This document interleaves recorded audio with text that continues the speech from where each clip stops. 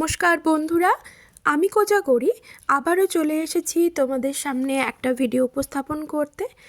আজ যে তথ্য তোমাদের সামনে আমি তুলে ধরব সেটা হলো তোমাদের ঘরে মা লক্ষ্মীকে স্থিত করতে গেলে, অর্থাৎ মা লক্ষ্মীর আশীর্বাদ যেন সর্বদা তোমাদের মাথার উপর থাকে এবং মা লক্ষ্মীর কৃপা দৃষ্টি যেন তোমাদের ওপর সবসময় বর্ষায়, প্রচুর অর্থ লাভ হয়, সেই সংক্রান্তই একটি টোটকা উপাচার আমি তোমাদের সাথে শেয়ার করতে চলেছি।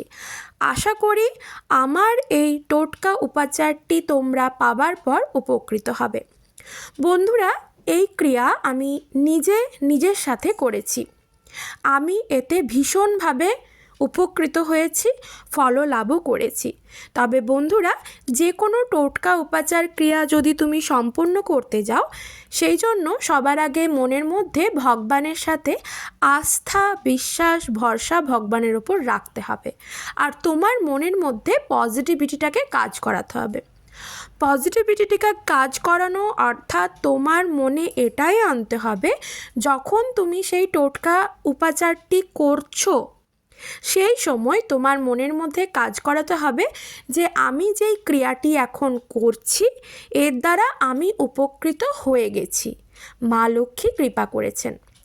আমি আজ তোমাদের এই রক সল্ট বা লবণ, যে কোনো সাদা নুনও হতে পারে বা রক সল্ট অর্থাৎ সিন্দুক লবণও হতে পারে, এর দ্বারা কিভাবে তুমি টোটকা উপাচারটা সম্পন্ন করবে যার দ্বারা তোমার ঘরে মা লক্ষ্মী স্থিত হবেন, তুমি প্রচুর অর্থ লাভ করতে পারবে, তোমার বাড়ি থেকে বাস্তু দোষ চিরতরে দূরীভূত হবে, সেটাই তোমাদের সাথে আলোচনা করব। তো চলো আগে একটু ইন্ট্রোটা দিয়ে ফেলি।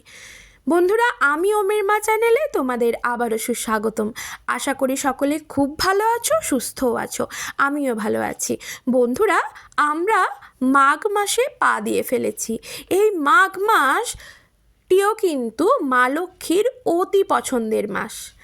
মাঘ মাসে সমস্ত শুভ অনুষ্ঠান কিন্তু সম্পন্ন করা যায়। মাঘ মাসের প্রতিটি দিন, প্রতিটি সময় ভীষণভাবে শুভ সকলের জন্য, বাঙালি অবাঙালি আমার সকল বন্ধুদের জন্য। এই মাঘ মাসেই মাঘী পূর্ণিমা তিথিটি ভীষণভাবে কার্যকরী তিথি। আর এই মাঘ মাসেই অমাবস্যা তিথিতে মা রটন্তী কালীর পুজো হয়। তার মানে বুঝতেই পারছো এই মাঘ মাস কতটা শুভ। আর যে কোনো শুভ মাসে টোটকা উপাচার ক্রিয়া যদি তুমি সম্পন্ন করতে পারো, মনের মধ্যে পজিটিভিটি, ভগবানের ওপর আস্থা বিশ্বাস রেখে হাতে নাতে ফললাভ করবে। কি সেই টোটকা উপাচার? চলো একটা একটা করে শেয়ার করি। প্রথম যেটা তোমার বাড়ির থেকে বাস্তুদোষ কাটানোর জন্য বলবো, সেটা হলো তোমার বাড়িতে বাস্তুদোষ আছে কি না সেটা কি করে বুঝবে আগে শুনে নাও। ধরো তুমি বাইরে ঘোরাফেরা করছিলে, বাইরে তোমার শরীর মন বেশ ভালো ছিল, কিন্তু ঘরে ঢোকা মাত্রই মনটা যেমন কেমন একটা ভেঙে গেল, বিরক্তি চলে আসলো নিজের শরীরের ওপর, নিজের মনের ওপর। সেক্ষেত্রে তুমি কি করে বুঝবে যে তোমার বাড়িতে কোনো নেগেটিভিটির আশ্রয় হয়েছে? যখনই তোমার মনটা ওই রকম আচ্ছন্ন অবস্থায় থাকবে, মন ভালো লাগবে না, তখন তুমি এটাই মনের মধ্যে রাখবে যে নিশ্চয়ই তোমার বাড়ির মধ্যে নেগেটিভ এনার্জির প্রবেশ ঘটেছে অথবা বাস্তুদোষ দেখা দিয়েছে তোমার বাড়িতে। বোঝাতে পারলাম? তো সেটা কাটানোর জন্য তোমাকে কি করতে হবে? প্রথম যেটা বলবো সেটা হলো তোমার যে বাথরুম, সেই বাথরুমের তাক তো থাকবেই, র্যাক থাকবে, তো একটা উঁচু জায়গায় একটা স্বচ্ছ কোনো শিশি নেবে, ঠিক আছে? কাঁচের শিশি হলে ভালো হয়, যেগুলো সাধারণত ওষুধের শিশি হয়ে থাকে সেই শিশি হলে ভালো হয়। যদি কাঁচেরটা সম্ভব না হয় সেক্ষেত্রে তুমি প্লাস্টিকের স্বচ্ছ শিশিও নিতে পারো, তবে বেশি কার্যকরী হবে যদি কাঁচের শিশি নাও। আর লবণের দিকে বলবো তুমি রক সল্ট নিলে বেশি ভালো হয়, কারণ এর উপকারিতা বেশি, যেহেতু এটা পুজোর কাজে লাগে। সাদা নুনও পুজোর কাজে লাগে, কিন্তু রক সল্টটা পুজোর কাজের জন্যই লাগে। রক সল্ট খাওয়াও ভালো এবং বাস্তুর জন্যও ভালো। তো আগে চেষ্টা করবে রক সল্টটা নেওয়া। যদি কারোর রক সল্ট কেউ যদি না পেয়ে থাকো, সেক্ষেত্রে কী করবে? সেক্ষেত্রে তুমি সাদা লবণ দিয়েও কাজ চালাতে পারো। এবার যে তোমাকে বলেছিলাম স্বচ্ছ যে কৌটোটা, শিশিটা নিতে, কাঁচের হলে ভালো হয়, কাঁচের যদি না পাও সেটা প্লাস্টিকের নেবে। কি করবে? সেই কাঁচের বা প্লাস্টিকের শিশিটি ভর্তি করে, ছোট একটি শিশি নেবে, ভর্তি করে লবণটি রেখে দাও। রক সল্ট অথবা সাদা যে নুনটা হয় নর্মাল, সেই নুনটি রেখে দাও তোমার বাথরুমের যে কোনো র্যাকে একটু উপরের দিকে, সবার চোখের আড়ালে। ঠিক আছে? তোমার বাড়ির লোকেরও যেন চোখে না পড়ে, এমনকি বাইরে কোনো মানুষেরও চোখে যেমন না পড়ে, সেটা কেন রাখা আছে? এর দ্বারা কি হবে বলো তো? নেগেটিভ এনার্জি দূরীভূত হবে। বন্ধুরা, নেগেটিভ এনার্জি প্রবেশ করে সর্বদা, যেটা থাকে প্রবেশদ্বার দিয়েই তো প্রবেশ করে, কিন্তু সবথেকে নেগেটিভ জিনিস যেগুলো না, সেগুলো সবসময় থাকে আমাদের বাথরুমের দিকে, তারপর বাড়ির চার কোণের দিকে থাকে নেগেটিভ এনার্জি, কিন্তু ওখানেই স্থগিত থাকে। তাই বন্ধুরা, বাথরুমে তুমি এটা রেখে দেখো, হাতে নাতে ফললাভ করবে। এর দ্বারাই আমি কিন্তু উপকৃত হয়েছি, যেটা আমি তোমাদের সাথে ফার্স্ট শেয়ার করলাম বাথরুমে কোথায় রাখবে। আশা করি বোঝাতে পারলাম। 2 নম্বর যেটা বলবো সেটা হলো, প্রতিদিন তোমার ঘর বাড়ি পরিষ্কার পরিচ্ছন্ন রাখার চেষ্টা করবে। ঠিক আছে? কারণ ঘর যখন আমরা ঝাড়ু পোছা করি, যখন ঝাড়ু দিয়ে ঘর থেকে নোংরা বের করি না, তখন সেটা ওই নোংরার মধ্যে দিয়েই কিন্তু অলক্ষ্মী বাইরে বেরিয়ে যায়। তাই বন্ধুরা, প্রত্যেক দিন ঘর ঝাঁটাবে এবং মুছবে।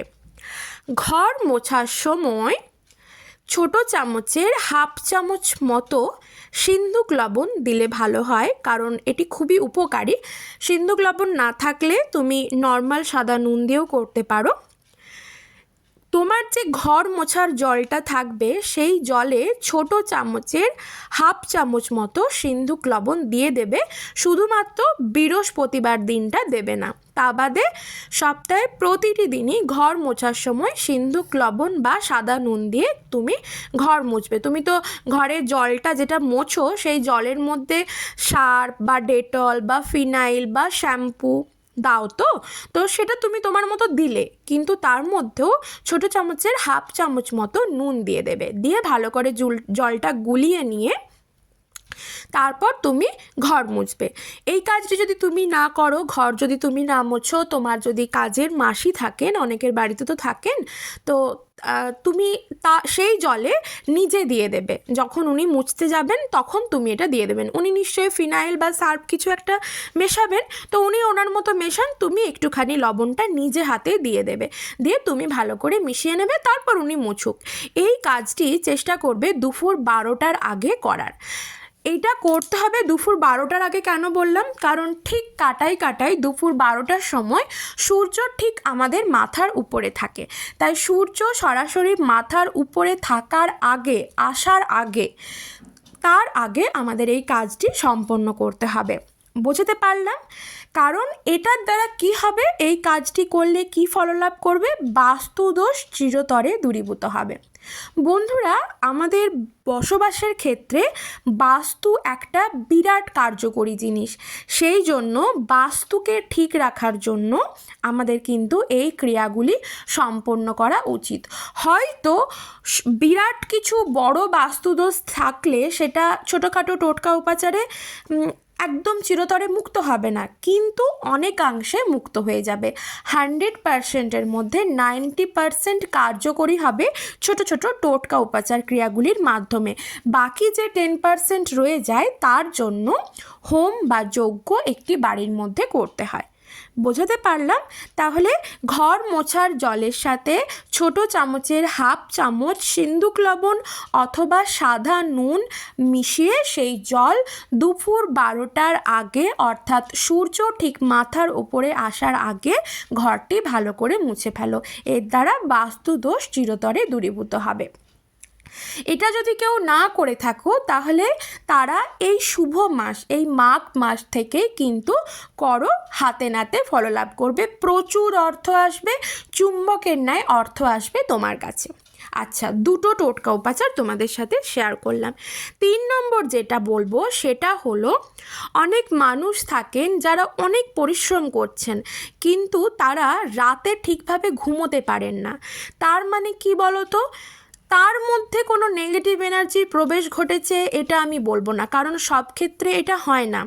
তার মধ্যে হয়তো নেগেটিভ এনার্জির প্রবেশ ঘটেনি, কিন্তু বাড়ির মধ্যে নেগেটিভ এনার্জি ঢুকেছে, বা একেবারেই যে তার মধ্যে নেগেটিভ এনার্জির প্রবেশ করেনি সেটা বলাও ভুল, কারণ হয়তো কালো জাদুর মাধ্যমে তার মধ্যে কেউ বশীকরণ বা তন্ত্রক্রিয়া করে নেগেটিভ এনার্জির প্রবেশ ঘটিয়েছে।